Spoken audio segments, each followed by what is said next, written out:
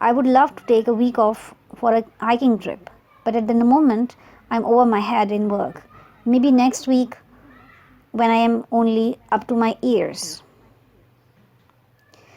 It was impossible for the tutor to get through to Bill about the physics problem because the subject matter was over Bill's head. Next, to ask for. To ask for means to deserve, to receive a just punishment, also to bring upon. Examples in sentences are: if you drink alcohol and then drive a car, you are only asking for trouble. Next, don't complain about your cut in salary. You asked for it by refusing to heed our repeated warnings not to be late and inefficient. To be a far cry from. To be a far cry from means to be very different from. To be very different from.